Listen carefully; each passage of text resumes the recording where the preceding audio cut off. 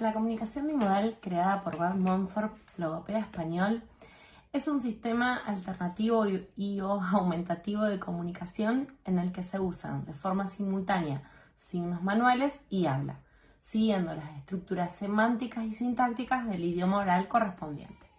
Cada signo tiene una relación directa con la palabra del idioma. La mayor parte de las aplicaciones clínicas suelen responder a adaptaciones muy individualizadas y a menudo se combina con otros sistemas comunicativos. Entonces, en este sentido, la comunicación bimodal no constituye realmente un método, sino que es una forma de abordar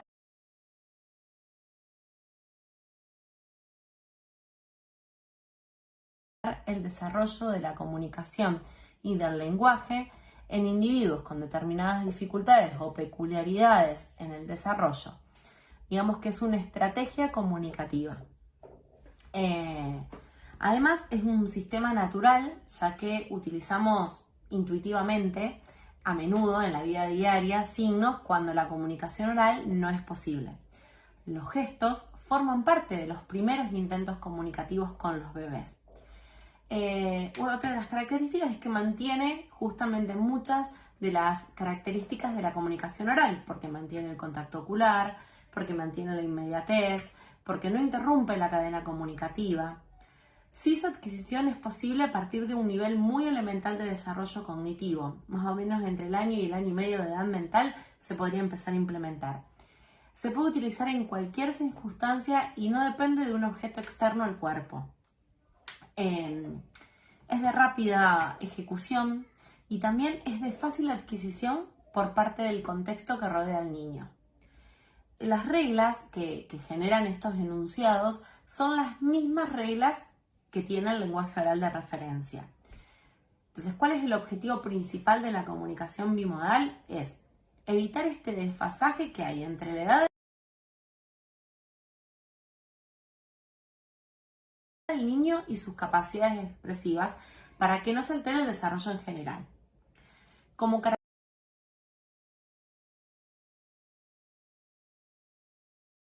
características así primordiales, podemos decir que los signos manuales siguen, como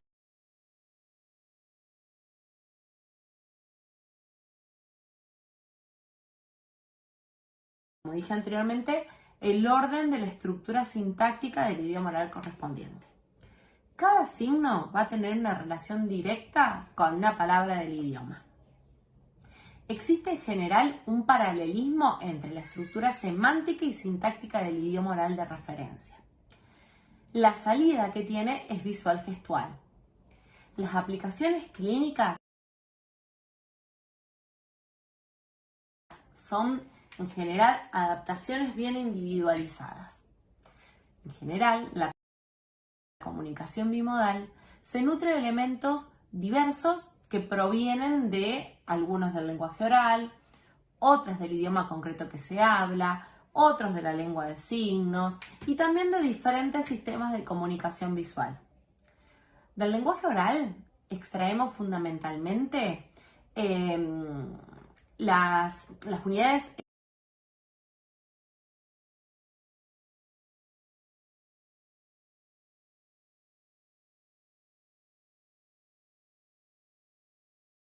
semánticas, el orden de las palabras en el enunciado,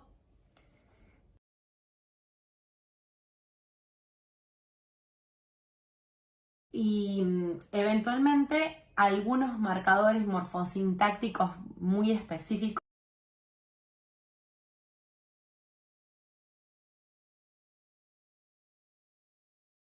del idioma correspondiente, sobre todo los que tienen que ver con los verbos copulativos, las preposiciones y los determinantes. Los elementos que conforman la expresión manual pueden ser gestos pantonímicos que representan fundamentalmente acciones, como por ejemplo comer, nadar, correr, pelar, cortar. También están los gestos pantonímicos que que forman parte de la expresión general del entorno. Por ejemplo, vení, chau, dinero, muy bien, y que todo el mundo conoce. También se nutre de signos de la lengua de signos utilizada en el entorno donde se está trabajando. Como bien sabemos que la lengua de signos difiere de una comunidad a otra. También se nutre de gestos idiosincrásicos, que trata de modalidades expresivas que se han generado de forma espontánea entre los individuos con limitaciones expresivas y con su entorno. Gestos que generó el niño con su entorno ya los tiene interiorizados, se pueden utilizar. Y también se nutre de signos artificiales que son creados por este sistema y que los diferentes programas han propuesto para representar generalmente palabras función. Por ejemplo, para el verbo ser o para las preposiciones. Y también se pueden nutrir de palabras que no pertenecen a la estructura léxica de la lengua de signos y que suelen sacarse de otros sistemas visuales como la dactilología o la lectura labial más palabra complementada. En este último caso es para uso exclusivo de niños con sorderas. Y el objetivo que tiene es representar la palabra con unidades morfológicas significativas. ¿A quién va dirigida la comunicación bimodal? Bueno, va dirigida principalmente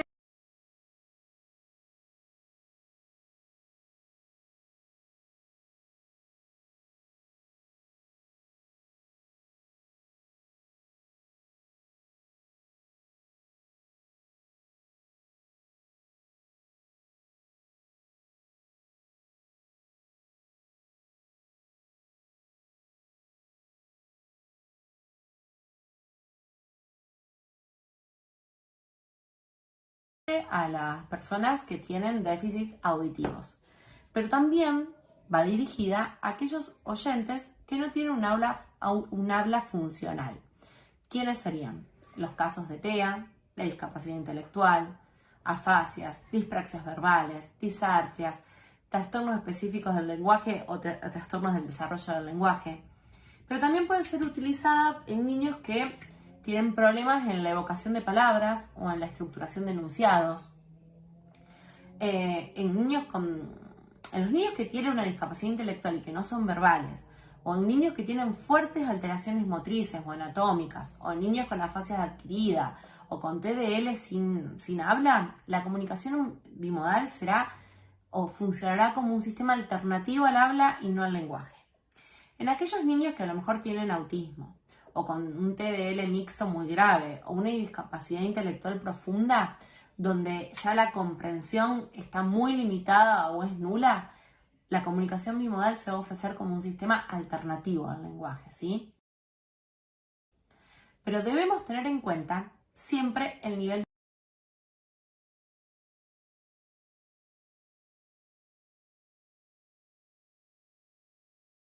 de inteligencia que tiene el sujeto, el impulso comunicativo que cuenta y qué destrezas motoras tiene para su implementación, por más que se pueden adaptar los gestos. ¿Qué beneficios tiene la comunicación bimodal? Tiene algunos beneficios en la comprensión, ya que el signo es más global que la palabra, es igual a un concepto, ¿sí? Las palabras se forman con pequeños elementos que son los fonemas, como hablamos al principio de este encuentro, que están organizados secuencialmente. En cambio, el signo habla de un concepto.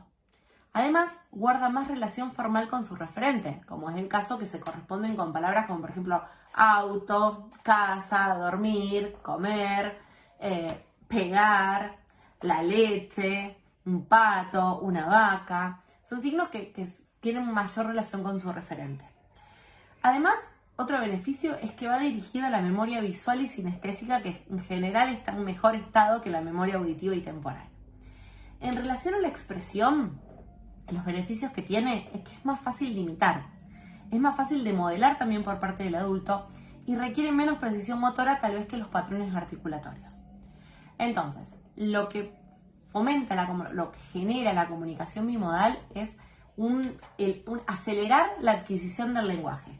¿Y cuáles son las razones de hacer esto? Porque tiene un efecto indirecto, ya que el niño recupera ese papel de motor de la interacción, porque tiene que tomar la iniciativa y al tomar la iniciativa provoca más y mejores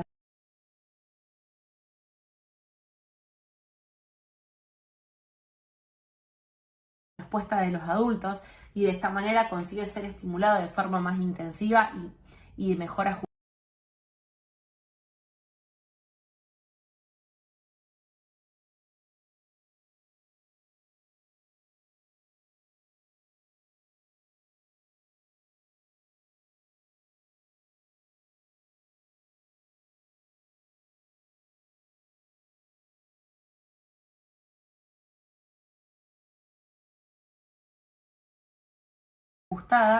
y a la vez tiene un efecto directo, porque los primeros pasos para el proceso de emisión de un mensaje son iguales, porque hay que tomar decisiones pragmáticas, porque hay que buscar en el léxico, porque hay que organizar ese léxico en función de una situación y de la complejidad del mensaje.